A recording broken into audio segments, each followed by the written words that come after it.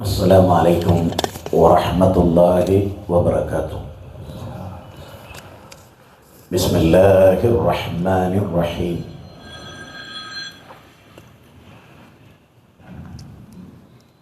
الحمد لله رب العالمين، والصلاة والسلام على رسوله الأمين وعلى آله وصحبه أجمعين، أما بعد. رب اشرح لي صدري ويسر لي أمري واحلل عقدة من لساني يفقهوا قولي. ഒരുപാട് ബഹുമാനമുള്ള സത്യവിശ്വാസികളെ, വിശ്വാസിനികളെ, നമ്മളുടെ ദീനിയായ രണ്ടാമത്തെ സംഗമത്തിലാണ്, ക്ലാസ്സിലാണ്. അല്ലാഹുവിൻ്റെ മഹത്തായ അനുഗ്രഹം കൊണ്ട് നമ്മൾ സന്നിഹിതരായിട്ടുള്ളത്. എനിക്ക് ഇവിടെ സംസാരിക്കുന്നതിന് വേണ്ടി തിരഞ്ഞെടുത്ത് തന്നിട്ടുള്ള വിഷയം സ്വർഗനരകങ്ങൾ സത്യമാണ് എന്ന വിഷയമാണ്. ഈ വിഷയത്തിൽ ഒരു മണിക്കൂർ മാക്സിമം നീണ്ടു നിൽക്കുന്ന, അല്ലെങ്കിൽ അതിൽ കുറച്ച് താഴെയുള്ള വളരെ ശ്രദ്ധേയമായ ചില ഖുർആനിക വചനങ്ങളിലൂടെയുള്ള നമ്മുടെ മനസ്സിനെ സ്വാധീനിക്കുന്നതും തട്ടിയുണർത്തുന്നതുമായ ചില കാര്യങ്ങളാണ് പറയുന്നത്. ഭാഗ്യമുള്ളവനെ സംബന്ധിച്ചിടത്തോളം ഇത് ഹൃദയത്തിൽ കാത്തു സൂക്ഷിക്കുവാനും ഭാവിയിൽ മുന്നോട്ടുള്ള പ്രയാണത്തിന് ഒരു വലിയ മുതൽക്കൂട്ടായി തീരേണ്ടതുമായിട്ടുള്ള കാര്യങ്ങളാണ്. ഖുർആനിൽ താക്കീത്, സന്തോഷവാർത്ത, ഈ രണ്ട് വിഷയങ്ങൾ ഓരോ ആയത്തുകളിൽ ഉൾപ്പെടുത്തിക്കൊണ്ട് അല്ലാഹു സംസാരിക്കും. നൂഹ് അലൈഹിസ്സലാത്തു വസ്സലാം മുതൽ വന്നിട്ടുള്ള പ്രവാചകന്മാർ ഈ മഹാദൗത്യം നിർവഹിച്ചവരാണ്. നരകത്തെക്കുറിച്ചുള്ള ശക്തമായ താക്കീതും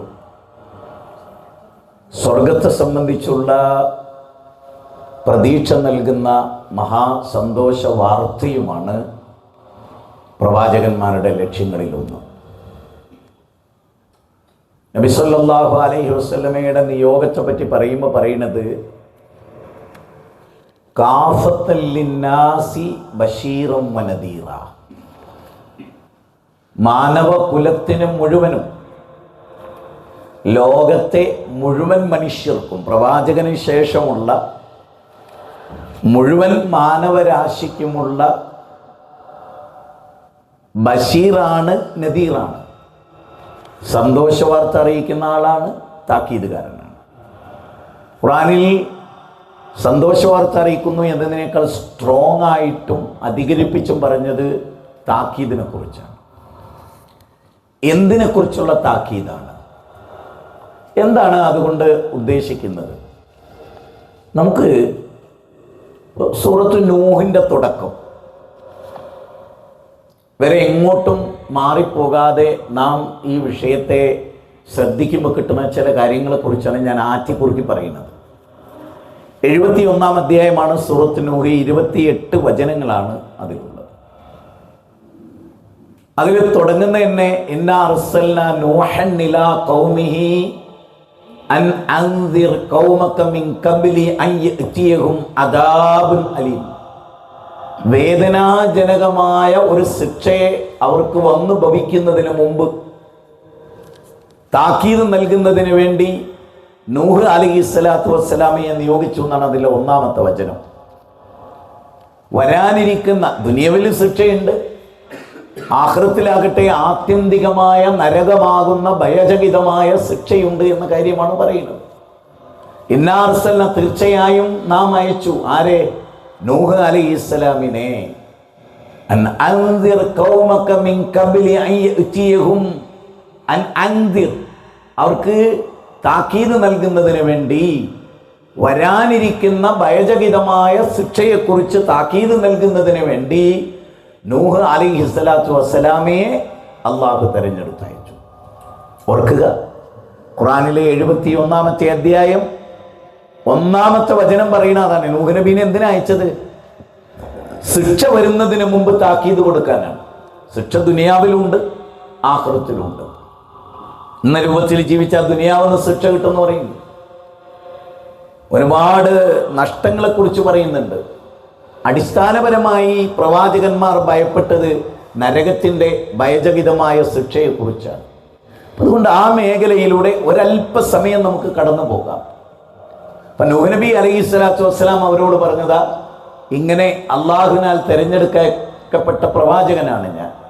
അള്ളാഹ്ക്ക് മാത്രം ഇബാദത്ത് ചെയ്യണം, എന്നെ നിങ്ങൾ അനുസരിക്കണം. എന്നിട്ട് അദ്ദേഹം ജനങ്ങളുടെ കാര്യത്തിൽ വിലാപം പറയുന്നത്, ഖാല റബ്ബി ഇന്നി ദഅൗതു ഖൗമി ലൈലം വനഹാറാ. അല്ലാഹുവേ, രാവെന്ന വ്യത്യാസമില്ലാതെ പകലെന്ന വ്യത്യാസമില്ലാതെ ഞാൻ അവരെ ക്ഷണിച്ചു. ഫലം യസിദുഹും ദുആഇ ഇല്ലാ ഫിറാറാ. എൻ്റെ വിളി അവരുടെ ഓടിപ്പോക്ക് വർദ്ധിപ്പിച്ചതല്ലാതെയില്ല. നിങ്ങൾ ചിന്തിക്കുകയും, ഇപ്പോൾ പല സോഷ്യൽ മീഡിയയിൽ പല കാര്യങ്ങളും നമ്മൾ കാണുമ്പോൾ അവിടെയുള്ള യുവതീ യുവാക്കളുടെ ഒരു തിരക്ക്. ഇപ്പം കല്യാണത്തിന് പോയാൽ യുവതീ യുവാക്കളുടെ വൻ തിരക്ക് അനുഭവപ്പെടുന്ന ഒരു സ്ഥലമാണ് കല്യാണം. കാരണം മനുഷ്യൻ്റെ ഇച്ഛകൾക്ക് അനുയോജ്യമായ പലതും നടക്കുന്ന ഒരു സ്ഥലമാണ് കല്യാണം എന്ന് പറയുന്നത്. അപ്പോൾ ഇവിടെ എത്ര യുവാക്കളെ നമുക്ക് കാണാൻ പറ്റും? ഈ സദസ്സിൽ എത്ര യുവാക്കളുണ്ട്? ചെറിയ കുട്ടികളുണ്ട്, കുറച്ച് വിവരം വെച്ച് പോലെ ഇവിടുന്ന് പോകും. ആ വിവരം ദുനിയാവിൻ്റെ വിവരമാണ്. എത്ര യുവാക്കൾ ഇവിടെ ഉണ്ട്? യുവാക്കളെ കുറിച്ച് സംഘടിപ്പിച്ച പരിപാടിയിൽ ഞാൻ യുവാക്കളെ തേടിയായിരുന്നു, 3 ആളെ ഇറക്കിയത്. യൂത്ത് സംഘടിപ്പിക്കുന്ന യുവാക്കളുടെ പരിപാടിയിൽ 3 ആളാണ്, ബാക്കിയുള്ളവരൊക്കെ പ്രായം ചെന്നവരാണ്. എന്താ അങ്ങനെ? അവർക്ക് വേറെ പണിയില്ല, അവർക്ക് കുറച്ച് പണിയൊന്നുമില്ല. ഇങ്ങനെ എന്തൊരു ചാൻസ് എത്തി അവിടെ പോയി കുത്തിരിക്കാതെ തന്നെ. ഇതിൽ യുവത്വം എവിടെ യുവത്വം? എന്താ യുവത്വത്തിൻ്റെ പ്രത്യേകതകൾ? നമുക്ക് ചില ഉദ്ഘാടനം ചെയ്യുന്ന വലിയ സെലിബ്രിറ്റികളായിട്ടുള്ള ലേഡി ജെൻസും ഒക്കെ ഉണ്ട്. അങ്ങനെയുള്ള ആളുകളുടെ സദസ്സിൽ വരുന്ന ആരാണ്? ഇപ്പം നമ്മളിപ്പോൾ ഏറ്റവും കൂടുതൽ കുട്ടികളെ കണ്ടത് എവിടെയായിരുന്നു? കണ്ണൂർക്കാരനായ ഒരു പയ്യൻ, തൊപ്പിക്കാരൻ പയ്യൻ്റെ സദസ്സിലായി. ഭയങ്കര തിരക്കാണ് കുട്ടികളുടെ. 9-ാം ക്ലാസ് മുതൽ 12-ാം ക്ലാസ് വരെയുള്ള കുട്ടികളുടെ ഒരു വലിയ ബഹളമാണ് അവിടെ. ചില ഉദ്ഘാടന സദസ്സിൽ എന്തേ ഇപ്പോൾ അവിടെ കിട്ടാൻ ഒന്നുമില്ല, ഒരു നാട മുറിക്കുന്ന കാണാനാണ്. പക്ഷെ നാട മുറിക്കുന്ന കാണാനല്ല വരുന്നത്, വേറെ ചിലത് കാണാനാണ് വിളിക്കുന്നത്. കാരണം വേറെ ചിലത് കാണിക്കാനാണ് ഒരു വന്നത്. എങ്ങനെ ഉണ്ട് ഇൻ്റെത്, തിരക്കടില്ലല്ലോ, അടുത്ത ഉദ്ഘാടനം ഞാൻ കുറച്ചുകൂടി മെച്ചപ്പെടുത്തും, തൂക്കം കൂട്ടി തരും എന്ന് പറയും, ശരീരത്തിൽ ബാക്കിലും മുന്നിലും അങ്ങനെ വരാം. അവിടെ ഭയങ്കര തിരക്കാണ്. അത് വലിയ ഇൻട്രസ്റ്റ് ഉള്ള കാര്യമാണ് യുവാക്കൾക്ക്. അവിടെ നല്ലോണം ആളുണ്ട്. സിനിമാ തിയേറ്ററിൽ നല്ലോണം ആളുണ്ട്. പഞ്ച് ഡയലോഗ് അടിക്കുന്നിടത്ത് ആളുണ്ട്. ഫുട്ബോൾ ഗ്രൗണ്ടിൽ എത്ര പ്രായം ചെന്നോലെ കാണാം, എത്ര പ്രായം ചെന്നോലെ കാണാം. ഇവിടെ 100 ആളുണ്ട്, 99 ആൾ യുവാക്കളാ. അപ്പൊ യൗവനം യഥാർത്ഥത്തിൽ നമുക്ക് കിട്ടുന്നില്ല. ഭയങ്കര ബുദ്ധിമുട്ടാണ് യൂത്തിനെ കിട്ടുക എന്നുള്ളത്, വലിയ പാടാണ്. ആലോചിച്ചു, ഒരു കല്യാണം വീട്ടിൽ എൻ്റെ വീടിൻ്റെ തൊട്ടടുത്തൊരു കല്യാണം നടക്കുന്നുണ്ട്. അപ്പോൾ 3 ദിവസം ഇവിടെ ആ പറമ്പിൽ യുവാക്കൾ കുടിക്കുന്നുണ്ട്, ഷീട്ട് കളിക്കുന്നുണ്ട്, പാടുന്നുണ്ട്, ആടുന്നുണ്ട്. ഒരു കല്യാണത്തിൻ്റെ ഒക്കെ മറവിൽ നടക്കണ എന്താ, പലപ്പോഴും പല ആളുകളുടെ കല്യാണം നടക്കണമെങ്കിൽ തൊട്ടടുത്ത ബാറിലെ വലിയ കാർട്ടൂണിൽ കള്ള് വന്നാലേ ചെക്കന്മാർ സഹകരിക്കാനുള്ളൂ കല്യാണ വീട്ടിൽ. ശരിയല്ലേ? പലയിടത്തും അങ്ങനെ. അപ്പം അങ്ങനത്തെ ഒരു അവസ്ഥാവിശേഷത്തിലൂടെ നമ്മൾ കടന്നു പോകുമ്പോൾ ഇസ്ലാമിക ചരിത്രത്തിലെ ഒരു വലിയ യൂത്ത് നരകത്തെ പേടിച്ചിട്ട് സ്വർഗത്തെ പ്രതീക്ഷിച്ചിട്ട് അവർ വരിക. ആ യൂത്ത് നബിയെ ഈ കാരക്ക കുറിക്കണ നിർത്തിയാൽ എന്തേ കിട്ട, ദഖലൽ ജന്ന, സ്വർഗത്ത് പോകും. ഉഹുദ് സ്വർഗത്തിന്റെ പരിമളം എനിക്ക് അനുഭവപ്പെടുന്നു നബിയേ എന്ന് ഒരു സഹാബി, അയാൾ രക്തസാക്ഷിയായി, ചെറുപ്പക്കാരായിരുന്നു. രണ്ട് ചെറിയ ചെക്കന്മാര് പെരുവിരലിങ്ങനെ കുത്തിയിട്ട് നബീൻ്റെ അടുത്ത് ഞങ്ങൾക്ക് പ്രായപൂർത്തിയായും തെളിയിക്കാൻ വിരലിൽ കുത്തിയിട്ട് നിൽക്കുകയാണ്. എന്നിട്ട് യുദ്ധത്തിന് സെലക്ട് ചെയ്യാത്തതിൻ്റെ പേരിൽ, ഷഹീദാകുന്നതിന് സെലക്ട് ചെയ്യാത്തതിൻ്റെ പേരിൽ കരഞ്ഞു അവർ നബിയുടെ മുമ്പിൽ വെച്ച്. അങ്ങനെ ഒരു കുട്ടികളെ കാണാൻ പറ്റും നമുക്ക്? അതുകൊണ്ട് തന്നെ നമ്മളൊക്കെ ഇങ്ങനത്തെ ഒരു ക്ലാസ്സുകൾ നോക്ക് തെരഞ്ഞു പിടിച്ച് യുവാക്കളെ ക്ഷണിച്ചുകൊണ്ട് നമുക്ക് കഴിഞ്ഞോ? ഇന്നും കാണുന്ന പോലെ അത് കാണും, വാട്സപ്പിൽ കാണും, ആ ആളുകൾ വരും, ഓരുണ്ടാവും. പിന്നെ യാദർശികമായ ആരെങ്കിലുമൊക്കെ കയറി വരുന്ന ഒഴിച്ചു നിർത്തിയാൽ ഒരു വലിയ യൂത്തിനെ നമുക്ക് നിരത്താൻ പറ്റുന്നുണ്ടോ? പള്ളിയിൽ നിറച്ചു ആള്, അടുത്ത ക്ലാസ് വരുമ്പോഴേക്ക് അതിനേക്കാൾ കൂടുതൽ ആള്. എന്താ വരാത്തത്? എവിടെയോ ഒരു സ്പെല്ലിംഗ് മിസ്റ്റേക്ക് ഉണ്ട്. നൂഹ് നബി അലൈഹിസ്സലാം അള്ളാഹിനോട് പറയുന്നത് അറിയോ? 950 വർഷം വിളിച്ചു, ഞാനവരെ ഉറക്ക വിളിച്ചു, ഞാനവരെ പതുക്കെ വിളിച്ചു, ഞാനവരെ രഹസ്യമായി വിളിച്ചു, ഞാനവരെ പരസ്യമായി വിളിച്ചു. പക്ഷെ ഫലം യസിദുഹും ദുആഇ ഇല്ലാ ഫിറാറ, ഞാൻ വിളിക്കുമ്പോൾ പോലെ ഓടിപ്പോക്ക്. എന്നിട്ട് അവരോട് പറയണത്, നിങ്ങൾ അള്ളാഹിനോട് ഇസ്തിഗ്ഫാർ നടത്ത്, നിങ്ങൾക്ക് മഴ കിട്ടും അള്ളാഹിൻ്റെ അടുത്ത് നിന്ന്, അരുവികൾ ഒഴുക്കി തരും, സന്താനങ്ങൾ തരും, സമ്പത്ത് തരും. പടച്ചോനോട് നിങ്ങൾ പൊറുക്കലിനെ തേടിയല്ലേ. പൊറുക്കലിനെ തേടാൻ ആളില്ലാത്ത ഒരു ലോകം, അള്ളാഹുവിലേക്ക് ഖേദിച്ചു മടങ്ങാൻ ആളുകളില്ലാത്ത ഒരു ലോകം അല്ലേ? തെറ്റുകൾ കുമ്പാരമായി നീ ചെയ്താലും നീട്ടുന്ന കൈകൾ തട്ടാത്ത റബ്ബാ. പിന്നെയും എത്ര തന്നെ റബ്ബിലേക്ക് കൈ ഉയർത്തിയാലും, എത്ര വലിയ പാപം ചെയ്താലും അള്ളാഹുവിലേക്ക് കൈ ഉയർത്തിയാൽ അള്ളാഹ് സ്വീകരിക്കുമെന്ന ആശയത്തിലേക്കാണ് പ്രവാചകന്മാർ ജനങ്ങളെ ക്ഷണിച്ചത്. നൂഹ് നബിയുടെ ചെറിയൊരു വിവരണമാണ് ഞാൻ പറഞ്ഞത്. അപ്പൊ വേദനാജനകമായ ഒരു ശിക്ഷയെ, നരകത്തിന്റെ സത്യതയെ ഉദ്ഘോഷിക്കുകയായിരുന്നു അവർ. അതാണ് അവരുടെ കാഴ്ചപ്പാട്. സ്വർഗത്തെ ഒരുപാട് വർണ്ണിച്ചിട്ട് തുടങ്ങിയല്ല, അവർ നരകത്തെക്കുറിച്ച് താക്കീത് നൽകിയിട്ടാണ് ഗൗരവമായിട്ട് തുടക്കം തന്നെ. സൂറത്ത് ഹൂദ് 11-ാമത്തെ അധ്യായമാണ്. അതിലെ 3-ാമത്തെ വചനം എങ്ങനെയാണ് അവസാനിക്കുന്നത്? അതിലെ 3-ാമത്തെ വചനം അവസാനിക്കുന്നത് ഇങ്ങനെയാണ്: ഞാൻ നിങ്ങളോട് അള്ളാഹുവിലേക്ക് മടങ്ങണമെന്നും അള്ളാഹിനെ ഇബാദത്ത് ചെയ്യണമെന്നൊക്കെ ഞാൻ നിങ്ങളോട് പറയണതിൻ്റെ പൊരുളെന്താണ്? ആ പൊരുള് പറഞ്ഞപ്പോൾ പറയുന്ന കാര്യം ഇതാണ്. എന്താ? ഇന്നി അഖാഫു അലൈക്കും അദാബ യൗമിൻ അദീം. ഇന്നി അഖാഫു അലൈക്കും അദാബ യൗമിൻ കബീർ. വിവിധ രൂപത്തിൽ ഖുർആനിൽ വേദനാജനകമായ ഒരു ശിക്ഷ നിങ്ങളുടെ മേൽ ഞാൻ ഭയപ്പെടുന്നു. ഒരു പ്രബോധകന്റെ ഏറ്റവും വലിയ സംഗതി എന്താണ്? ഈ ജനങ്ങൾ നരകത്തിലേക്ക് പോകുന്നു എന്ന ബേജാറാണ് അയാളെ സംബന്ധിച്ചിടത്തോളം ഉണ്ടാകുക. ആ ബേജാർ ഇന്നത്തെ മുസ്ലിം സംഘടനകളൊക്കെ അന്യം വന്നു പോയിരിക്കുന്നു എന്നുള്ളതാണ് സത്യം. സത്യസന്ധമായി ഞാൻ പറയാണ്, മുസ്ലിം സമൂഹത്തിൻ്റെ വലിയൊരു എനർജി, സമ്പത്ത് ഒക്കെ വെറുതെ. അള്ളാഹുവും റസൂലും പഠിപ്പിച്ച പോലുള്ള ഒരു ദൈവത്ത് തന്നെയല്ല നമ്മുടെ നാട്ടിൽ. ആ ദൈവത്ത് നടക്കാത്തതിൻ്റെ എല്ലാ അനന്തര ഫലവും ഈ ഉമ്മത്ത് അനുഭവിച്ചുകൊണ്ടിരിക്കുകയാണ്. ദിനേന എന്നോണം കഞ്ചാവ് അടിച്ചിട്ട് കൊലപാതകം വ്യാപകമാണ് കേരളത്തിൽ. അലക്ഷോ കഞ്ചാവ് അടിച്ചിട്ട് സിന്തറ്റിക് ലഹരികൾക്ക് വിധേയമായി നശിച്ചു പോകുന്ന നമ്മുടെ നാട്. ഉമ്മാനെ കൊല്ലുന്നു, ഭാര്യനെ കൊല്ലുന്നു, മക്കളെ കൊല്ലുന്നു, സഹോദരനെ കൊല്ലുന്നു, അയൽവാസിനെ കൊല്ലുന്നു, മുതലാളി തൊഴിലാളിനെ കൊല്ലുന്നു, തിരിച്ചു കൊല്ലുന്നു. വ്യാപകമായി നടന്നുകൊണ്ടിരിക്കുകയാണ്. ഇന്നൊക്കെ നമ്മൾ കാണുന്ന ഗൾഫിൽ പോലും ബാപ്പാനെ കൊല്ലുന്ന ഒരു മകൻ കഞ്ചാവിന് അടിമയായിരുന്നു എന്നുള്ളതാണ്. താമരശ്ശേരിയിൽ ഉമ്മാനെ കൊന്നു. എന്താ? നിങ്ങൾ കാരണമാണ് ഞാൻ ജനിച്ചതെന്ന്. ആ ആശയം കമ്മ്യൂണിസമാണ്. കമ്മ്യൂണിസത്തിൻ്റെ കാർൽ മാർക്സിൻ്റെ ഒരു വാക്കാത്. തള്ളയും തന്തയും കുറച്ചു നേരത്തെ വികാരം നിർത്തതിൻ്റെ ബൈ പ്രൊഡക്റ്റാണ് ഞാൻ. കാർൽ മാർക്സ് പറഞ്ഞൊരു വാക്കാ. മനസ്സിലായോ? വലിയ മുന്തിയ ദർശനമൊന്നും ആയിരുന്നില്ല അത്. ഇങ്ങനെ തലക്കേറ്റി എടുക്കുന്ന കുറേ മാപ്പിളാരുണ്ടല്ലോ, ആ സാധനത്തെ പോലെ പിഴച്ച ഒരു ദർശനം ഈ ഭൂമത്ത് വേറെ ഉണ്ടായിട്ടില്ല. പൊളിറ്റിക്സ് അല്ല കേട്ടോ, ആശയം. ഹെഗലിൻ്റെയും കാർൽ മാർക്സിൻ്റെയും തലച്ചോറ് ഉദയം ചെയ്ത പോലെ ഒരു മാനവനെ പിന്തിരിപ്പിച്ചൊരു പ്രത്യയശാസ്ത്രം ലോകത്ത് വേറെ ഉണ്ടായിരുന്നില്ല.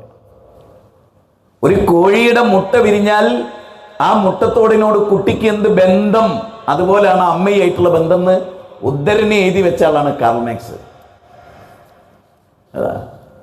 അതാ ചോദിക്കുന്നത് എന്തെന്ന്. പലപ്പോഴും നിങ്ങൾ ഈ അടുത്ത കാലത്ത് ഇങ്ങനെ കൊലപാതകം ചെയ്യുന്നവരുടെ ഒരു ചരിത്രം പരിശോധിച്ച് നോക്കിയാൽ ഒന്നെങ്കിൽ യുക്തിവാദിയായിരിക്കും, ഇല്ലെങ്കിൽ നിരീശ്വരവാദിയായിരിക്കും, ഇല്ലെങ്കിൽ പറഞ്ഞ പ്രത്യയശാസ്ത്രത്തിൻ്റെ ആളായിരിക്കും. അത് തലച്ചോറിൽ പിടിച്ചിട്ടുള്ള പ്രശ്നം. എമ്പാടും പ്രശ്നങ്ങൾ അതുമായി ബന്ധപ്പെട്ടതാണ്. കലാലയങ്ങളിൽ നിങ്ങൾ നോക്ക്, ഈ പ്രത്യയശാസ്ത്രത്തിന്റെ വിദ്യാർത്ഥി സംഘടന പോലെ മീറ്റിംഗ് കൂടുന്നതിന് എങ്ങനെ നശിപ്പിക്കാൻ കഴിയും പുതിയ തലമുറയെ എന്നുള്ളതാണ്. എങ്ങനെയാണ് തകർക്കേണ്ടത്? മനുഷ്യർക്ക് മൂല്യമുള്ള ഒരെണ്ണവും ഈ അടുത്ത കാലത്തൊന്നും അവർ ജനങ്ങൾക്ക് നൽകിയിട്ടില്ല. ജനങ്ങളെ എങ്ങനെ തകർക്കണം എന്നതാണ് അവിടെ നേതൃത്വം ഇരുന്നിട്ട് പറഞ്ഞു കൊടുക്കുകയാണ്. ആണിനെയും പെണ്ണിനെയും എങ്ങനെ നശിപ്പിക്കേണ്ടത്, പ്രത്യേകിച്ച് മുസ്ലിം പെൺകുട്ടികളെ തട്ടെങ്ങനെയാണ് അയപ്പിക്കേണ്ടത്. അതാണ് അവരെ ഏറ്റവും പ്രധാനമായ അജണ്ട തന്നെ അതാണ്. അതുകൊണ്ട് അങ്ങനത്തെ ഒരു ലോകത്ത് നമ്മൾ ജീവിക്കുമ്പോൾ നമുക്ക് ക്യാൻവാസ് ചെയ്യാനുള്ളത് മാനവ കുലത്തെയാണ്, ഒരു മനുഷ്യ സമൂഹത്തെയാണ് പ്രവാചകന്മാരൊക്കെ ചെയ്തത്. അതുകൊണ്ടാണ് ഇന്നി അഖാഫു അലൈക്കും അദാബ യൗമിൻ കബീർ, വേദനാജനകമായ വമ്പിച്ച ഒരു ശിക്ഷയെ നിങ്ങളുടെ മേൽ ഞാൻ ഭയപ്പെടുന്നു. ഇത് നരകമാണ്. മൂന്നാമത്തത് ഇബ്രാഹിം നബി അലൈഹിസ്സലാം വാപ്പാനോട് സംസാരിക്കുന്ന രംഗമാണ്. ആ രംഗത്ത് ഏറ്റവും പ്രധാനമായി നമ്മൾ കാണുന്നത് എന്താണ്? യാ ബത്തി, യാ ബത്തി, എന്റെ പൊന്നുപ്പാ. നിങ്ങൾ പറയുന്നതാണ് യാ ബത്തി ഇന്നി അഖാഫു അലൈക്കും അദാബ യൗമിൻ അദീം. യാ ബത്തി ഇന്നി അഖാഫു അലൈക്കും, നോക്കൂ നിങ്ങളുടെ മേൽ ഞാനൊരു ശിക്ഷ ഭയപ്പെടുന്നു വാപ്പാ. ശിക്ഷ, വേദനാജനകമായ ഒരു ശിക്ഷപ്പാങ്ങളുടെ പേരിൽ ഞാൻ ഭയപ്പെടുന്നുണ്ട്. അതാണ് 19-ാം അധ്യായം 45-ാമത്തെ വചനത്തിൽ നമ്മൾ കാണുന്നത്. അപ്പൊ പ്രവാചകന്മാരെല്ലാം ജനങ്ങളോട് പറഞ്ഞത് ഈ വരാനിരിക്കുന്ന ഒരു ശിക്ഷയെക്കുറിച്ചാണ്. മരണത്തോടുകൂടി ഈ ജീവിതം അവസാനിക്കില്ല എന്ന യാഥാർത്ഥ്യമാണ്. മുസ്ലിം ഉമ്മത്തിൽ എത്ര ആള് ഗൗരവമായി ഇത് ഉൾക്കൊള്ളുന്നുണ്ട്? എത്ര ആളിത് ഗൗരവമായി ഉൾക്കൊള്ളുന്നു? നമ്മുടെയൊക്കെ ആളുകളുടെ അറമാദിക്കൽ കണ്ടാൽ എന്താണ്? നമ്മുടെ പെൺകുട്ടികൾ കല്യാണത്തിന് പോകുന്ന വേഷം കണ്ടാൽ എന്താണ്? കല്യാണ വീട്ടിൽ പൊട്ടുന്ന കതിന വെടികളാണ്, പന്നിപ്പടക്കങ്ങളാണ്. എന്നിട്ടാണ് പിഞ്ചു വൈതൽ ഹോസ്പിറ്റലിൽ കിടക്കുന്നത് കണ്ണൂര്. കാസർഗോഡ് മുതൽ നമ്മൾ ഇങ്ങോട്ട് പോന്നാൽ നമ്മളൊക്കെ ജീവിക്കുന്ന ചുറ്റുവട്ടത്ത് കിടക്കുന്ന കല്യാണങ്ങൾ പരിശോധിച്ചാൽ ഏത് പരലോകത്തിലാണ് ഈ ഉമ്മത്ത് വിശ്വസിക്കുന്നത്? ഞാൻ ചോദിക്കും, ഇവിടുത്തെ ഹൈന്ദവ സമൂഹം, ഒരു നബി വന്ന് സംസ്കരിക്കാത്തൊരു സമൂഹം, ആ സമൂഹത്തിന് നമ്മളെക്കാൾ ക്വാളിറ്റി ഇല്ലേ? എന്താ ഈ ഉമ്മത്ത് ഇങ്ങനെ ആയിപ്പോയതെന്നറിയോ? ഈ ഉമ്മത്ത് ഇങ്ങനെ ആയിപ്പോയത് വെള്ളിയാഴ്ച സ്ത്രീകൾ പള്ളിയിൽ പോകുന്നതിനെ ഈ കൗമ് വിലക്കിക്കൊണ്ടാണ്. ഈ ലോകത്ത് പല ആളുകൾക്കും പലരോടും പല വിധേന വെറുക്കേണ്ട ഒരു വർഗം എനിക്കെൻ്റെ ജീവിതത്തിൽ നീ മൊയ്ലിയാന്മാർ മാത്രമാണ്. മുസ്ലിം ഉമ്മത്തിന് ഇബ്ലീസ് കഴിഞ്ഞാൽ പിന്നെ ഏറ്റവും വെറുക്കേണ്ട ഒരു സമുദായം മൊയ്ലിയാരിമാരെന്ന് പറയുന്ന വർഗമാണ്. അവരെപ്പോലെ ഈ ഉമ്മത്തിനെ തകർത്ത ഒരു പിശാചിന് ഇത്രയേറെ ഇഷ്ടവും ബന്ധവുമുള്ള ഒരു തലമുറ വേറുണ്ടോ? ആലോചിച്ചിട്ടുണ്ടോ നിങ്ങൾ? അത് വല്ലാത്തൊരു ഭയങ്കരമായ ഒരു ദുൽമല്ലേ അത്? പള്ളി പോകുന്നില്ല, പള്ളി കയറുന്നില്ല. എത്ര ഖേദകരമാണ്. വെള്ളിയാഴ്ച ഭർത്താവിൻ്റെ കൂടെ, മകൻ്റെ കൂടെ, ഉപ്പാൻ്റെ കൂടെ, സഹോദരൻ്റെ കൂടെ പള്ളിയിൽ എത്തുന്നേയില്ല സ്ത്രീകൾ. കല്യാണത്തിന് പോണ്, 2-3 ദിവസം വീട്ടിൽ താമസിക്കുന്നു, ഷോപ്പിംഗ് മാളിൽ പോന്ന്, ലുലു ഹൈപ്പർ മാർക്കറ്റിൽ പോന്ന്, എല്ലാ അന്യ പുരുഷന്മാരുടെ കൂടെയും കൂടിക്കുഴയുന്നു. അപ്പൊ ഒന്നും ഒരു മൊയ്ലിയാർ ഇടപെടുന്നില്ല. ഉച്ച സമയത്ത് ഏതെങ്കിലും ഒരു പെണ്ണ് പോയി വന്ന ഉടനെ, അല്ല എൻ്റെ പെങ്ങള് പർദ്ദയൊക്കെ ഇട്ടോടും, ഇവിടെ പള്ളിയിൽ പോയി, ആ കണ്ട സ്വർഗത്തിലേക്കുള്ള വൈതരണം, എനിക്ക് കമ്പനി വേണം നരകത്തിൽ. ഓടൊന്നും അങ്ങനെ വിട്ടാൽ പോലെ നമ്മളെ അവിടെ ചെല്ലുമ്പോൾ ഞങ്ങൾക്ക് അവിടെ ചോറ് വിളമ്പാൻ ആൾ വേണം നരകത്തിലേ. അപ്പം മൊയ്ലിയാർ ഇടപെടും. എന്ത് പള്ളിയിൽ പോകുന്ന പെണ്ണ് എന്ന് കേട്ടാൽ അവിടെ മൊയ്ലിയാർ ഇടപെടും. ടൂർ പോകുന്നിട്ട് അയ്യേ ആക്ക് കേട്ട വിചാരിക്കുക എന്താ അറിയോ, 250 ആയത്ത് ഖുർആനിൽ ടൂർ വേണ്ട എന്ന് തോന്നിപ്പോവും. ആ കല്യാണപ്പുരയിലൊക്കെ ചമഞ്ഞൊരുങ്ങി ചുണ്ടൊക്കെ ചോപ്പിച്ച് കവിളൊക്കെ ആക്കി അവിടെ ചെന്ന അതിനൊരു കുഴപ്പമില്ല, അതിന് 250 ഹദീസ് ഉണ്ടെന്നുള്ള മൊയ്ലിയാന്മാരുണ്ട്. പള്ളിയിൽ പോയാൽ ആറാമ് പറയാൻ മൊയ്ലിയാന്മാർ വരും. ഈ സമുദായത്തിൻ്റെ, നിങ്ങൾ ആലോചിച്ച് കേരളത്തിലെ മുസ്ലിം പള്ളികളിൽ സ്ത്രീകൾ വെള്ളിയാഴ്ച ഖുതുബക്ക് വരികയും ആയത്തും ഹദീസും ഉദ്ധരിച്ചൊരു സമൂഹത്തിന് ഒരേ സമയം, ആണും പെണ്ണും ഒരേ സമയത്ത് ഇരുന്ന് കാണുക. ഉമ്മൻ്റെ അവിടെ, സഹോദരിൻ്റെ അവിടെ, ഭാര്യൻ്റെ അവിടെ, മോളിൻ്റെ അവിടെ, ബാപ്പാന്റെ കൂടെയാ വന്നത്, ഭർത്താവിന്റെ കൂടെയാ വന്നത്. എന്നിട്ട് കേൾക്കുകയാണ് ഒരേ സമയത്ത്. കേട്ടിട്ടൊരു സമൂഹം ഒരേ സമയത്ത് ഡെവലപ്പ് ആകുക. എന്നാ അതേ കുട്ടികൾ സ്കൂളിൽ പോകുന്നില്ലേ? APKന്റെ കുട്ടികൾ സ്കൂളിൽ പോകുന്നില്ല? അവിടെ ആൺകുട്ടികളില്ലേ? അവിടെ അന്യരില്ലേ? ഇല്ലേ? അവിടെ ടീച്ചർമാരൊക്കെ അന്യരല്ലേ? അന്യമതക്കാരല്ലേ?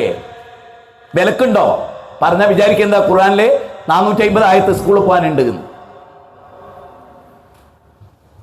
ഞാൻ ശരിക്കും ഇസ്ലാം പരിശോധിച്ച ഇന്നത്തെ കാലത്ത് സ്കൂളിൽ പോണ്ടാന്നേ കിട്ടും ഉത്തരം. ഇന്നത്തെ കാലത്ത് ഇപ്പം നടക്കുന്ന സ്കൂളാണെങ്കിൽ ആ സ്കൂൾ പോകൽ പാപമാണെന്നായിരിക്കും കിട്ടുക ഖുർആൻ പരിശോധിച്ചാൽ. കാരണം അവിടെ എല്ലാ തിന്മയും കിട്ടുന്നുണ്ട്. ഒട്ടുമിക്ക സ്കൂളുകളിലും കോളേജുകളിലും കഞ്ചാവ് കിട്ടാത്ത ഏത് വിദ്യാഭ്യാസ സ്ഥാപനമുണ്ട്? മതത്തിന്റെ പേരിൽ അല്ലാത്ത ഏത് സ്ഥാപനമുണ്ട്? പ്രൈവറ്റും സർക്കാരും നടത്തുന്ന ഏത് സ്കൂളിലാണ് കഞ്ചാവ് കയറി ചെല്ലാത്ത, MDMA കയറി ചെല്ലാത്ത ഏത് സ്കൂളുണ്ട്? ചങ്കുറപ്പോടെ ഒരു പ്രിൻസിപ്പലിന് പറയാൻ പറ്റുമോ ഇവിടുത്തെ കുട്ടികൾ കഞ്ചാവ് ഉപയോഗിക്കുന്നില്ല? അപ്പൊ എന്തെങ്കിലും പരിശോധിച്ച് കിട്ടുകയാണെങ്കിൽ പോണ്ടാന്നേ കിട്ടുള്ളൂ, പോണമെന്ന് കിട്ടില്ല.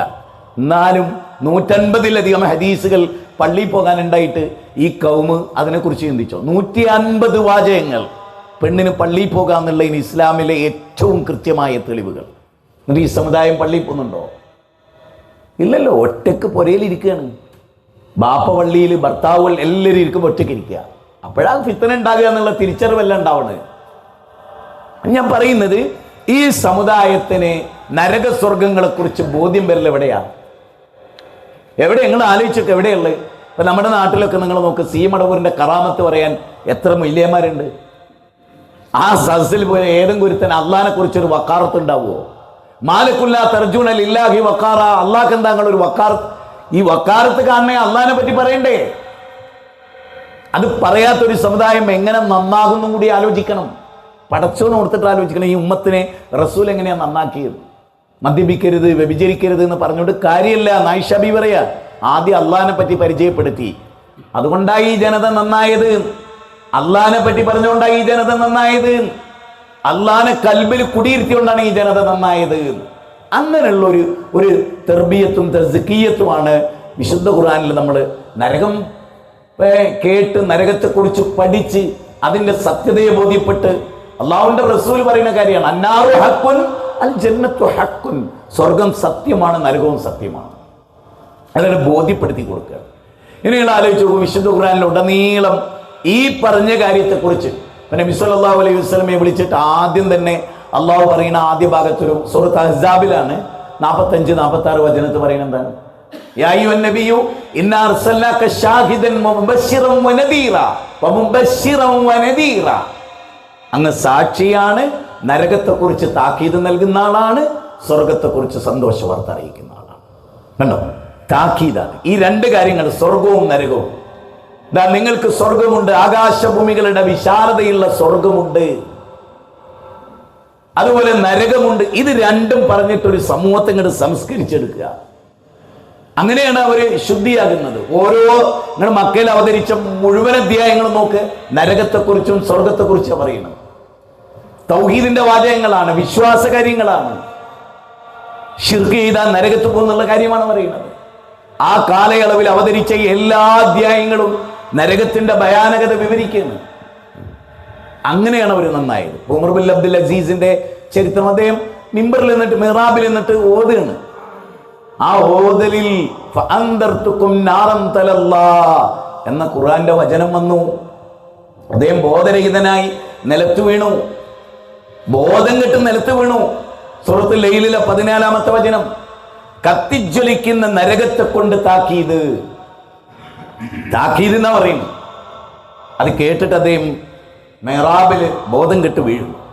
ആളുകൾ ചുറ്റിലും കൂടിയപ്പോ അന്തർത്തുക്കും നാറം തലല്ല എന്ന് അദ്ദേഹം ഇങ്ങനെ ഉച്ചരിച്ചു കൊണ്ടേയിരിക്കുക.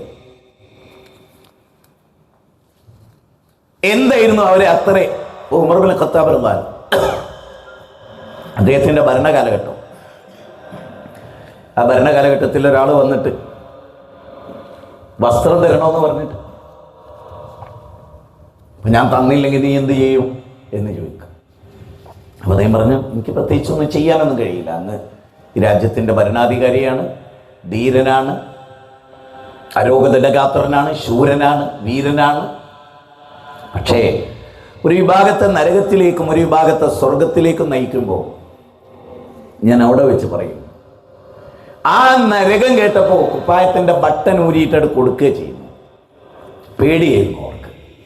കാരണം ജീവിതത്തിൽ ഒരിക്കലും കള്ളം പറയാത്ത റസൂൽ അവരോട് പറയുന്നത്, സ്വർഗം നിങ്ങളുടെ ചെരുപ്പിൻ്റെ വള്ളി അടുത്ത് നിൽക്കുന്ന പോലെ നിങ്ങളോടൊപ്പമുണ്ട്. പന്നാറുമിസുലുദാലിക്, നരകവും അങ്ങനെ തന്നെ. നരകം അങ്ങനെയാണ്. ഈ നരകത്തെക്കുറിച്ച് പഠിപ്പിക്കാൻ, നമ്മുടെ മക്കളോട് പറഞ്ഞു കൊടുക്കാൻ, ചെറിയ മക്കളോട് ഇത് പറഞ്ഞു കൊടുക്കാൻ, ഈ നരക സ്വർഗങ്ങളെ കുറിച്ച് പറഞ്ഞു കൊടുക്കാൻ, ശാസ്ത്രീയമായി അവർക്കത് വിവരിച്ചു കൊടുക്കാൻ, അവരുടെ ബുദ്ധിക്ക് ഉൾക്കൊള്ളാൻ പറ്റുന്ന തെളിവുകളുടെ അടിസ്ഥാനത്തിൽ അവർക്കത് വിശദീകരിച്ചു കൊടുക്കേണ്ട ബാധ്യത നമുക്കുണ്ട്. നമ്മുടെ ലക്ഷ്യം തന്നെ എന്താണ്? സൂറത്ത് തഹരീം. ആ തഹരീമിൽ പറയുന്നത് എന്താണ്? അവർ നരകത്തിൽ പ്രവേശിക്കാൻ പറഞ്ഞു. അവരോട് പറയപ്പെട്ടു, നിങ്ങൾ രണ്ടുപേരും നരകത്ത് പ്രവേശിച്ചോളൂ. ആരോട്? നൂഹ് നബിയുടെ ഭാര്യയോടും ലൂത്ത് നബിയുടെ ഭാര്യയോടും. നിങ്ങൾ രണ്ടുപേരും, രണ്ട് പ്രവാചകന്മാരുടെ ഭാര്യമാരോടാ പറയുന്നത്, നിങ്ങൾ നരകത്ത് പ്രവേശിച്ചോളൂ. നേരെ മറിച്ച് ഫഖാല അന റബ്ബുക്കുമുൽ അഅല എന്ന് പറഞ്ഞാൽ ആ ഫിറൗനിന്റെ ഭാര്യയെ കുറിച്ച് തൊട്ട് താഴെ സൂറത്ത് തഹരീമിലെ 10-11 വാചകത്തിൽ എന്താ പറയുന്നത്? റബ്ബി ബിനിലി ഇൻദക ബൈതം ഫിൽ ജന്ന, ഞങ്ങളെ പടച്ചോനെ എനിക്ക് നിന്റെ സ്വർഗത്തിനടുത്തൊരു ഭവനം തരണേ. അപ്പൊ അവർക്ക് അവിടെ സ്വർഗമുണ്ട്. അസിയാ ബീവിക്ക് സ്വർഗമുണ്ട്. നൂഹ് നബിയുടെ ഭാര്യക്കും ലൂത്ത് നബിയുടെ ഭാര്യക്കും അവിടെ നരകമുണ്ട്. അപ്പൊ ഈ ഒരു അവസ്ഥ, ഇബ്രാഹിം നബി അലൈഹി സ്വലാത്തു വസ്സലാം ആണല്ലോ നരകത്തിന്റെ വൈമിൻകും ഇല്ലാ വാരിദുഹാ കാന അലാ റബ്ബിക ഹത്മൻ മഖ്ദിയ. സൂറത്ത് മറിയമിലാണ് 19-ാം അധ്യായം 71-ാമത്തെ വാചകം. ആ നരകത്തിന്റെ വക്കിൽ വരാത്തവരായിട്ടുമില്ല. അങ്ങനെ ഒരു സ്വഹാബി ഭാര്യന്റെ മടി കിടന്ന് കരഞ്ഞത്. നീ എന്തിനാ കരഞ്ഞതെന്ന് ചോദിച്ചു. നിങ്ങൾ കരഞ്ഞ് കണ്ടിട്ടാണ്, ഞാൻ ഈ ആയത്തോർത്ത് കരഞ്ഞതാണ്. ആ നരകത്തിന്റെ വക്കിൽ എല്ലാവരും വരില്ലോ, അവരങ്ങനെയാണ് കരഞ്ഞിരുന്നത്. നരകത്തെ ഓർത്ത്, നരകത്തിന്റെ ശിക്ഷയോർത്ത് ഒരു കരയുകയായി. നമ്മളെ കുട്ടികൾ, ഞാൻ വെറുതെ പറയും, ഖുർആൻ വായിച്ചിട്ട് നരകത്തങ്ങോട്ട് ബോധ്യപ്പെടുക. നമ്മുടെ മക്കൾക്ക് ഫുൾ ടൈം വാട്സപ്പിലും ഫേസ്ബുക്കിലും ഇൻസ്റ്റഗ്രാമിലും ഒക്കെ ആയിട്ട് അങ്ങനെ കഴിഞ്ഞുകൂടുന്നൊരു ജീവിതമാണ്. ജീവിതത്തിന് എന്തെങ്കിലും ഒരു ലക്ഷ്യം. ഞാനിങ്ങനെ വിചാരിക്കുകയാണ്, നമ്മൾ പള്ളിയിൽ പോകുമ്പോൾ ഇതര മതസമൂഹം അങ്ങനെ ഇരിക്കല്ലേ, ബസ് സ്റ്റോപ്പിലിരിക്കല്ലേ, ഓവിച്ചാലിരിക്കല്ലേ, ക്ലബിലിരിക്കല്ലേ, എന്തെങ്കിലും ഒരു ലക്ഷ്യം. രാവിലെ ഉച്ചക്ക് ഭക്ഷണം കഴിക്കുന്നു, കുറച്ച് ചിരിക്കുന്നു, കളിക്കുന്നു, സിനിമക്ക് വന്നു, ബുള്ളറ്റ് പോകുന്നു, ബൈക്കിൽ പോകുന്നു, പെണ്ണ് ആണും കൂടിക്കലരുന്നു. ഇതിൽ കവിഞ്ഞ് ജീവിതത്തിന് എന്തെങ്കിലും ഒരു ലക്ഷ്യമുണ്ടോ? ഇന്നത്തെ ഭൂരിപക്ഷം വരുന്ന ഒരു തലമുറക്ക് മുസ്ലിം സമുദായത്തിന്റെ ഒക്കെ അവസ്ഥ എത്ര ഖേദകരമാണ്, എത്ര ഖേദകരമാണ്. ആഘോഷങ്ങളാണ്, കുറേ തിന്നണം.